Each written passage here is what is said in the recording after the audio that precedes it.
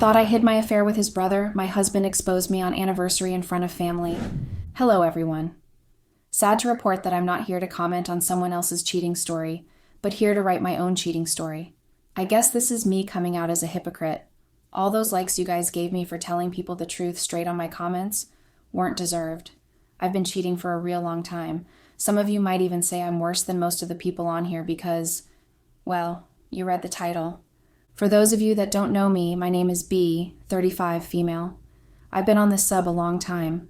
What's funny is that I've been cheating for longer. I met Lucky, 34 male, on Tinder, back when dating apps actually worked. The story of how I swiped on him was kind of funny, so I'll tell you. I was 2 years out of college and considering going back for my master's degree. Out of nowhere, the opportunity of a lifetime fell on my lap. A big company offered me an entry-level job. They said it was open as long as I could be in New York in 2 weeks. Guys, I immediately started packing. I'd always hated South Carolina. Luckily, a friend of mine had just moved out to New York about 2 months ago. I called her to ask if I could crash on her couch, and she said yes immediately. I bought a plane ticket that night. It cost a fortune, but I knew that this was the price I had to pay for this. I didn't really have a lot of family. I was a foster kid. All my friends had moved on with their lives. They all lived in different places now. In short, there was nothing holding me in place. 2 days later, I was chilling on the couch at Robin's, 36 female. It was a Saturday and Robin had to work. I was alone in a new city with no friends, so on a whim, I decided to download Tinder. I'd heard good things about people meeting the love of their lives on the app, but I honestly just wanted something fun to do that night. What's more fun than a date? I wrote on my profile that I just wanted a date and I didn't want anything serious. As expected, I got no matches.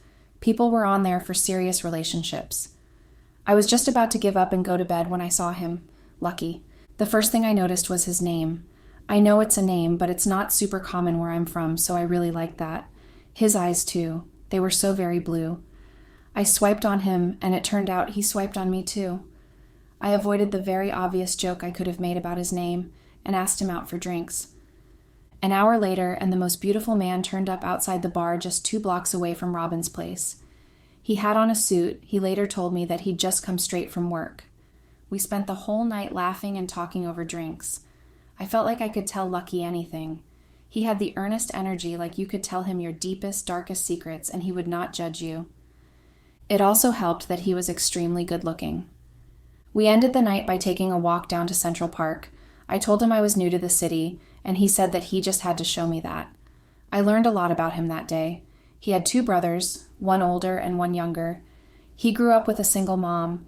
He went to college at NYU, and he was doing his master's at Columbia. He wanted to be an astronaut when he was a kid. When we reached Central Park, I remember thinking it was the most beautiful thing I had ever seen. I still do think that. Lucky turned to look at me then, and his eyes were sparkling. I couldn't help it. I kissed him. Over the next few days, Lucky decided to be my personal tour guide in the city he's lived in his entire life. He took me to his favorite dumpling place in Chinatown. He took me on a romantic walk through Battery Park. If you know, you know. He even took me to Times Square, even though it was packed full of tourists and scammers. Lucky showed up every evening, determined to make me fall in love with him. And I did. I fell in love with him so deeply. We took it very slow at first. We started officially dating a month after I moved to the city, but we didn't move in together until 3 years later. It was a modest apartment in Harlem, and we stayed there until we got married. When we married, we decided to move somewhere a bit nicer, so we ended up in the Upper East Side. Sorry to my non-New Yorkers out there. I'm sure it's annoying that I'm naming all these places that you don't know. Now to the actual cheating thing. Like I said, I didn't have much of a family, but my husband did. He came from a huge family. He had 8 uncles and aunts and countless cousins. His entire immediate and extended family were super close-knit. I'm talking about monthly barbecue get-togethers and weekly dinners at his grandma's house. They welcomed me with open arms, and I will admit, guys, it felt nice to be a part of something. They took me in as their daughter. His mom especially was very kind to me. You see, she had no daughters, and she always wanted one. Lucky was the first of her sons to get married, so she was really excited to have a daughter. The first time she met me was when Lucky took me to one of the dinners at his grandma's. Funny enough, that's also the first time I met Tommy. Tommy, 37 male, was Lucky's older brother. I hadn't met him yet at the time. I had only met his younger brother, Mikey, male, 28, who was still in high school at the time. Tommy had been away for the past year doing some traveling. I remember that Lucky was super excited for me to meet Tommy. He wouldn't stop talking about him on the train ride over. I could tell he really looked up to Tommy. As for me, I was really nervous. I wanted his family to like me. I had only known Lucky for about 3 months at that point, but I knew how important family was to him. We get to the dinner and it's chaos. I had never been in such an environment before. Lucky introduced me to at least 30 people before we even got a chance to sit down. Some of them, Lucky would later admit, he wasn't entirely sure were actually related to him. Finally, we make our way inside. It's quiet there, just Mikey playing some video game on the TV. Lucky and I follow the soft voices coming from the kitchen. There he was. At first I thought I was seeing double. Then I realized that Lucky didn't have dirty blonde hair. Plus, this guy that looked just like my boyfriend was bulkier. I registered that it was Tommy. He winked at me in greeting. I found myself blushing. Before my brain had time to overthink that, Lucky's mom had wrapped me in the tightest bear hug of all time. I'd like to say that was the last I saw of Tommy that night, but it wasn't. By some sort of divine comedy, we ended up sitting right next to each other during dinner.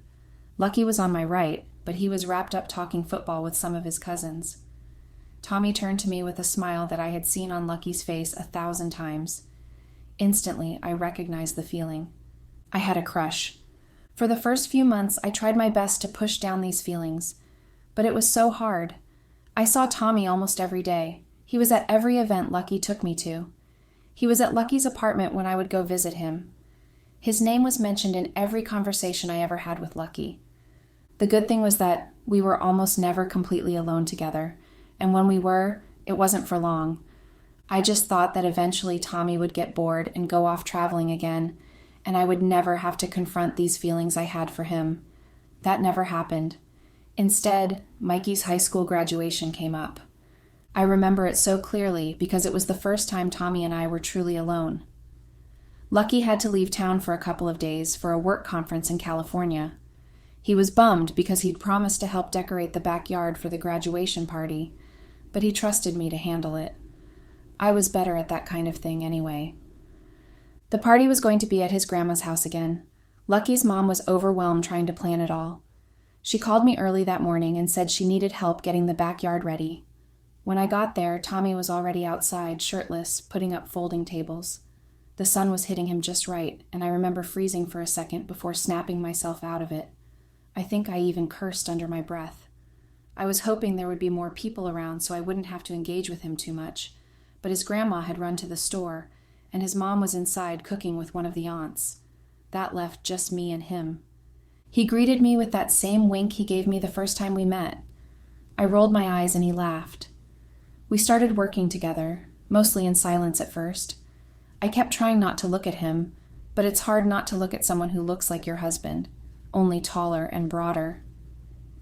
At one point he caught me staring. I laughed it off, but I couldn't stop my cheeks from heating up.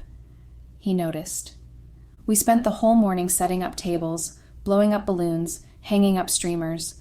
There was one moment, while we were both trying to tape up a graduation banner, where he leaned in a little too close behind me. I could feel his breath near my neck. I dropped the roll of tape. When I bent down to pick it up, he bent down too. Our faces were inches apart. Slowly, he started leaning in. I leaned in too. Then his mom yelled from the kitchen and we both stood up like guilty teenagers. From that day on, it was different. He was still everywhere, and he didn't leave the country. Every time he would look at me, it felt like he wanted to rip off my clothes immediately. There was this tension around every interaction we had. It was very confusing. It was annoying. It was exciting. The first time anything actually happened was about 2 months later. It was a rainy Saturday.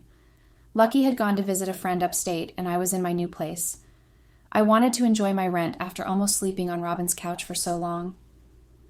Tommy texted me and asked if I was home. I didn't answer, but 20 minutes later, he buzzed my apartment. I let him in. When he walked in, he looked around the place. I felt like he was judging me, and for some reason, I felt so nervous. I started wringing my hands together, hoping I would pass in some way. He noticed. He looked down at my hands and then at my lips. "Don't be scared." Then he kissed me. It was gentle and slow. He kissed like his brother. I know that's a weird thing to say, but it's what I thought at that moment. I kissed him back. It felt like heaven, man. Have you ever denied yourself sweet treats because you were trying out a new diet, and then randomly someone got you some ice cream or something? That's what it felt like. One thing led to another, and it just happened. Afterward, when we were cuddling, he looked down at me and said, "I hope this won't be the last time." I blushed again. I said I hoped the same thing. He kissed me again. It became an affair. Yes, an affair. If it's a one-time thing, you're allowed to say it's a mistake. If you keep cheating, you don't get that privilege anymore. You get that ugly word, affair. Even the word itself sounds dirty. And that's what this affair was, dirty. We talked about it, our reasons. Tommy didn't really have a reason, but he also kind of did. He was just really attracted to me, and he never denied himself what he wanted. As for me, it was kind of the same. I was obviously very attracted to him, but I didn't do it to hurt Lucky. And I've denied myself people I was attracted to while I was in a relationship. There was just something about Tommy that made me lose my common sense. Tommy and I became masters at lying. We lied to Lucky. We lied to his family. We lied to everyone. We also became expert planners. We were both busy people, so we didn't have a lot of time for our affair. But somehow we always found the opportunity. Sometimes it was months between. Other times it was the same week. We had an affair for almost as long as Lucky and I have been together. Over time, we settled into such a comfortable system, I even stopped feeling guilty about it. As for Tommy, I don't think he ever was guilty. I have no idea how he justified it in his head, or if he even justified it at all. We were careful too. We never slept together in the home that Lucky and I shared. We only did that at Tommy's apartment. We almost never exchanged suggestive texts, and when we did, we quickly deleted them. We always put at least one person between us at the family get-togethers, so no one could accuse us of being too touch, or not having a normal wife and brother-in-law relationship. Either way, all was going well in both my marriage and my affair. I was able to keep both men happy and satisfied. Best of all, Lucky never suspected a thing. His family never suspected a thing either. Things were going really well, until they weren't. I guess I got sloppy with it. You try keeping an affair going for longer than a decade. It's harder than you think. The day started off normally. I knew that I was going to go over to Tommy's after Lucky left for work. I was working from home that day, so I knew that I had both the time and the opportunity to sneak away for a quick one. Lucky left sometime around 7, and I was still in bed. I waited 5 minutes in case he came back because he forgot his keys or something. When he didn't come back, I immediately started getting ready. I put in a lot of effort into my appearance. I like to dress up for both Tommy and Lucky. So after I showered and dolled up, I took the subway over to Midtown where Tommy lived. On the subway, that familiar excitement came over me. I was literally vibrating in my seat, so excited to see this man. Tommy met me at the steps of his building and greeted me with a wink. Over the years, it had become our thing. When we got upstairs, he made me breakfast and put on my favorite movie for me to watch while he cooked. By the time I was eating, I had started to sink into his couch cushions, completely comfortable. Tommy was cuddled up next to me as I finished my breakfast. I could tell he wanted to say something, and he did. "Leave him." I choked on my eggs. In all the years Tommy and I had been together, never had he ever suggested something like that. Up until that point, I was convinced that he didn't want a serious relationship with me. I couldn't believe my ears, so naturally he repeated himself. Tommy launched into this long speech that I'm pretty sure he must have written down somewhere about how Lucky and I weren't right for each other. He gave examples too. He mentioned how we differed on wanting kids, how we argued over money, how we handled issues that came up. He said that he and I were much more compatible. I would admit he made very strong points. Tommy and I were compatible. We rarely ever argued, and we agreed on most things. As for Lucky and I, that wasn't the case. We didn't agree on everything. Lucky had a temper, and so did I. That made us blow up on each other and not speak for like a day or two. But that didn't mean anything to me. Lucky and I had been together for so long that I couldn't imagine being with anyone else like that, especially not his brother. I couldn't help it. I interrupted Tommy, describing how we'd run away to Canada together to laugh in his face. I didn't mean to, but he was frankly being incredibly ridiculous. Tommy didn't like that. It caused our first big fight. Tommy accused me of playing with his emotions. I argued that I had no idea he wanted an actual relationship with me. I left his apartment super angry, just stewing all the way home. That's when I got the biggest shock of my life. Lucky was home. When I opened our apartment, his shoes were by the door, his jewelry was in the bowl, his backpack was in the hallway. I felt as if someone had poured cold water down my back. Why was he home? It was only a little past 10? Lucky poked his head into the hallway where I had frozen. He asked me where I was. My brain panicked. I told him that I just went grocery shopping. He raised an eyebrow at me and asked where the groceries were then. I scrambled to say another lie, but Lucky beat me to it. He asked what I was doing in Midtown. His friend had seen me leave the subway station. I cursed in my head, scrambling to say something now. Then I had a flash of genius. Robin lives in Midtown now. I was visiting Robin. I wanted to get groceries on my way back, but they didn't have the stuff I wanted. That wasn't a total lie. Robin did live in Midtown now, with her husband and their kids. Lucky knew that too. He nodded slowly and turned back to the kitchen. I breathed a huge sigh of relief. I couldn't believe that I had gotten away with that. Turns out that someone in Lucky's office caught COVID, and the company isn't trying to get sued. So they sent everyone home to work remotely for the rest of the week. I was literally shaking as Lucky told me the story. If I wasn't fast on my feet, Lucky would have sniffed out the problem in 5 minutes. I told myself that I just had to be more careful. Ironically, I wasn't careful at all later that evening. Lucky was in bed, just getting in a quick nap before we went out to dinner. I was on the couch, just scrolling on my phone. Out of nowhere, a text from Tommy came in. It was him apologizing for getting angry in the argument we had. I admit I was still pretty angry about it, so, against my better judgment, I answered him back. We had a long conversation, and basically he promised never to just bring up a topic like that without easing me into it first. I promised I would always hear him out and not laugh in his face if he did bring it up. An hour later, Lucky and I were on our way to dinner. I thought I had everything wrapped up pretty nicely. How stupid I was. 2 weeks later, we had one of those dinners at his grandma's house again. Only thing was that this dinner was special. It was Lucky and I's anniversary. We had already had a smaller, private celebration of our own, but Lucky really wanted to spend the day with his family too. Who was I to say no? I also loved his family. They were like my family in a way. I was in on their inside jokes. I had my own spare toothbrush at his mom's house. All his uncles and aunts called me sweetheart. I had no reason to say no. Plus, it was an opportunity to see Tommy again and just reassure him in person. I should have known something was off the minute we got to the house. Lucky was acting normal on the way over, making jokes and holding my hand. The minute we walked into the living room, he just dropped my hand and disappeared upstairs. Before I could follow him, I was swarmed by all his cousins and aunts. I missed them. I was so caught up in conversation with them that I literally forgot all about Lucky's strange behavior. That was until I heard his voice over the microphone. I whipped my head around to see that Lucky was standing on the breakfast bar with a mic in his hand. He looked odd. "Hey everyone, thank you for being here to celebrate my special day." Everyone whooped and hollered at that. Out of the corner of my eye, I spotted Tommy. Lucky spotted him too. I could tell that his jaw was tight, but he quickly covered it up with a smile. Tommy boy, get over here," Lucky said. Tommy looked confused, but walked over to him. Very roughly, Lucky dragged him up onto the breakfast bar. A few family members started to murmur. I started to worry. Something was wrong. Lucky started talking again. "You know what you always told us, Mom? That family is forever? Well, let me show you guys something unbelievable." He pressed play on the TV. Everyone turned to look. At first, I had no idea what I was looking at. It was just a security guy. That's when it clicked.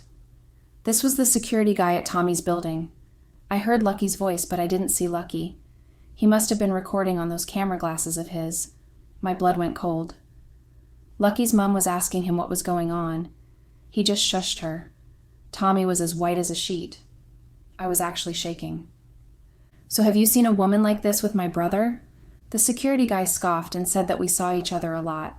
He said we were all over each other. He said that sometimes we even started making out right in the middle of the lobby. The entire family gasped.